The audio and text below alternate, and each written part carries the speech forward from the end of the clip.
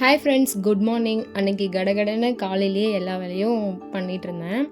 மதியத்துக்கும் சேர்த்து சுண்டக்காய் குழம்பு காலையிலேயே வச்சாச்சு.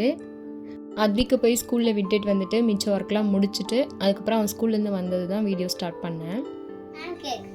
உனக்கு எவ்வளோ பிடிக்கும் பேன் கேக்? நிறைய பிடிக்குமா? வந்ததுமே பேன் கேக் வேணும்னு கேட்டுகிட்டே இருந்தான். சரி செஞ்சு கொடுத்துடலான்னு செஞ்சு கொடுத்துருந்தேன். செய்யவே வந்து கிச்சனில் உட்காந்துட்டு அப்படியே பேசிட்டு எடுத்து அப்படியே சாப்பிட்டுட்டு இருந்தான். அதுக்கப்புறம் லஞ்சுக்கு வந்து ஸ்ப்ரிங் ஆனியன்ஸ் இருந்தது, அதை வச்சு பொரியல் பண்ணலான்னு சொல்லி அதுதான் ரெடி பண்ணிகிட்டு இருந்தேன். ஃபஸ்ட்டு இந்த மாதிரி இருக்கிறதெல்லாம் கட் பண்ணிவிட்டு கொஞ்சம் வாடின மாதிரி இருக்கிற இதெல்லாம் வந்து க்ளீன் பண்ணி வச்சுட்டு அதுக்கப்புறம் நல்லா வாஷ் பண்ணிக்கணும்.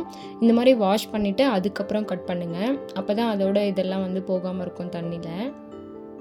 அதுக்கப்புறம் இந்த மாதிரி குட்டி குட்டியாக கட் பண்ணி வச்சுக்கணும்.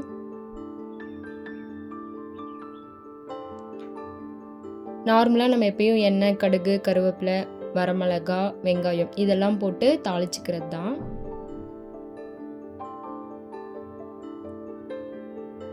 நல்லா வெங்காயம் நல்லா வணங்கினதுக்கப்புறம் நம்ம கட் பண்ணி வச்சுருக்க ஸ்ப்ரிங் ஆனியன்ஸ் வந்து போட்டுக்கலாம்.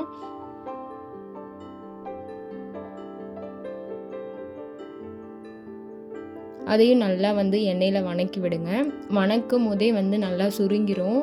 அதுக்கப்புறம் நம்ம எந்த தண்ணியும் ஊற்ற தேவையில்லை. அதிலே வந்து உப்பு போட்டு நல்லா வணக்கி விட்டுட்டு அதுக்கப்புறம் பார்த்தா அதிலே இந்த மாதிரி தண்ணி விடும்.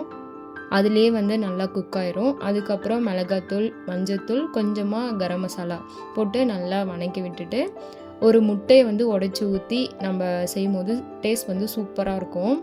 ட்ரை பண்ணி பாருங்கள், இது நல்ல ஸ்ட்ரென்த்தும் கூட.